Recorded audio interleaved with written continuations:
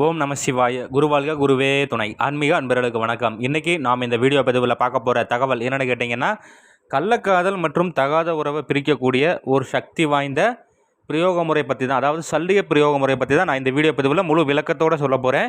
நீங்கள் இந்த வீடியோ பார்க்குறதுக்கு முன்னாடி நம்மளோட யூடியூப் சேனல் ஸ்ரீ வேத சிவசக்தி சாயி யூடியூப் சேனலில் சப்ஸ்கிரைப் பண்ணாதவங்க பண்ணிக்கோங்க.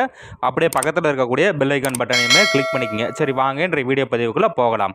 அதாவது இந்த பிரயோக முறை என்னென்னு கேட்டிங்கன்னா, இந்த தவறான உறவில் மாட்டிக்கிட்டு தேவையில்லாத இன்றைக்கெல்லாம் ஒரு சிலர் ஃபோன் பண்ணி கேட்குறீங்க, சாமி இந்த மாதிரி என்னுடைய கணவர் வேறொரு பெண்ணோட தொடர்பில் இருக்கார், எவ்வளவு சொன்னாலும் கேட்க மாட்டேறாரு, அந்த பெண்ணோடையே போயிட்டார், இதனால் நாங்கள் இப்போ ரொம்ப கஷ்டப்படுற சாமி அப்படின்னு சொல்லி நிறைய பேர் ஃபோன் பண்ணி கேட்குறீங்க. அதேமாதிரி ஒரு சில தாய்மார்கள், தந்தைமார்கள், அதேமாதிரி ஒரு சில கணவன்மார்களும் ஃபோன் பண்ணிலாம் கேட்குறீங்க. இந்த மாதிரியான விஷயங்கள் இருக்குது.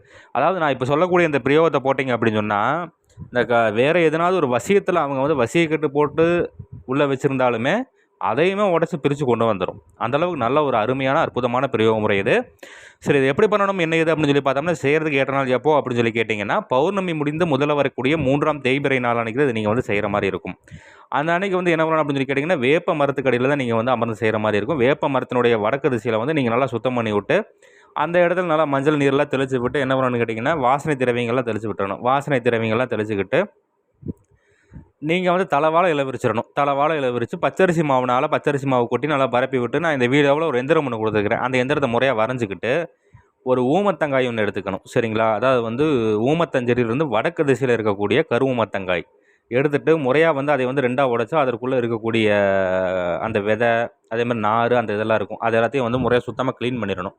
சுத்தமாக க்ளீன் பண்ணிவிட்டு என்ன பண்ணணும்னு கேட்டிங்கன்னா, அதற்குள்ளே துருசுமே அது கூட சூடன், இந்த ரெண்டையும் நல்லா இடித்து பொடி மாதிரி பண்ணி ரெண்டையும் கலக்கி அதற்குள்ளே வச்சு மீண்டும் அதை என்ன பண்ணணும்னு கேட்டிங்கன்னா, ஊமத்தங்காயை நீங்கள் ஒன்றா வச்சு நல்லா சரடு வச்சு நல்லா கட்டிடணும். இதை செய்கிறதுக்கு நல்ல ஒரு அனுபவம் வாய்ந்த ஆட்களாக செய்யணும்.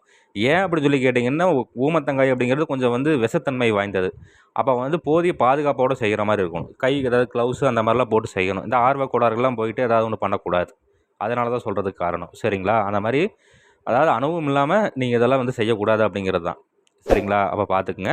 அந்த மாதிரி முறையாக செய்து என்ன பண்ணு கேட்டிங்கன்னா, அதுக்கு மேலே நல்லா சரடை வச்சு சுற்றி கட்டி இதை அந்த எந்திரத்தினுடைய மையப்பகுதியில் வச்சுட்டு முக்கோண வடிவில் தொட்டாங்குச்சி இருக்கு இல்லைங்களா, தொட்டாங்குச்சி வைத்து வேப்பெண்ணெய் ஊற்றி வேப்பெண்ணெய் தீபம் ஏற்றிடுறீங்க. வேப்பெண்ணெய் தீபம் ஏற்றிட்டு முறையாக அதற்கு உண்டான படையிலெல்லாம் போட்டுட்டு நீங்கள் அதற்கு எதிராக அமர்ந்து முறையாக அதற்கு உண்டான சக்தி வாய்ந்த மந்திரம் ஒன்று கொடுத்துருக்குறேன். இந்த மந்திரத்தை ஒரு 1008 ரூபா உச்சாரணம் கொடுக்குறீங்க.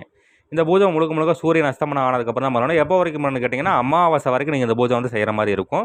அமாவாசை அன்னைக்கு என்ன பண்ணணும்னு கேட்டிங்கன்னா, பூஜையை முடிச்சுட்டு ஒரு வெண்பூசணிக்காய் ஒன்று சுற்றி உடச்சிட்டு அந்த ஊமத்தங்காயை எடுத்துகிட்டு போய் என்ன பண்ணணும்னு கேட்டிங்கன்னா, ருத்ரபூமியினுடைய கன்னி மூலையில் குளிது கொண்டு அதற்குள்ளே கல் உப்பும் கழுதுவினுடைய கோமியம் அதுவும் கடையில் விற்பாங்க. அதுவும் நீங்கள் காசு கொடுத்து வாங்கிக்கலாம். அதையும் அதற்குள்ளே ஊற்றி அதற்குள்ளே இந்த காய் உள்ளுக்குள்ளே வச்சுட்டு மண்ணை போட்டு மூடிட்டு அந்த இடத்துல ஒரு சின்னதாக ஒரு விளக்கு போட்டுட்டு அங்கே இருக்கக்கூடிய தெய்வ தேவதைகளுக்கு சின்னதாக ஒரு படையல் போட்டுட்டு இந்த பொறி கடுகுலாம் அந்த இடத்துல தூவி விட்டணும். தூவி விட்டுட்டு முறையாக அந்த மந்திரத்தை ஒரு 108 தடவை உச்சாடனம் கொடுத்துட்டு முறையாக சங்கல்பம் எடுத்துகிட்டு திரும்பி பார்க்காம வந்துட்டீங்க அப்படின்னு சொன்னாலே, இந்த கள்ளக்காதல் இப்படியான விஷயங்களில் மாட்டிக்கிட்டு இருக்காங்க எவ்வளவு நாட்களாக இருந்தாலும் சரி, மிக விரைவில் அவங்களுக்குள்ள காரணமே இல்லாமல் சண்டை பிரிஞ்சு உங்களை தேடி வர்றது கண்கூடாவே நீங்கள் பார்க்கலாம். அந்தளவுக்கு நல்ல ஒரு அற்புதமான பிரயோக முறை இது. சரி நண்பர்களே, இதை நீங்கள் முறையாக தக்கன குருமார்கள்ட்ட ஆலோசனை பண்ணிவிட்டு செஞ்சு பலனடைஞ்சு பாருங்கள். நன்றி. மீண்டும் வேறு ஒரு நல்ல தகவல் கொண்ட வீடியோவில் உங்களை சந்திக்கிறேன்.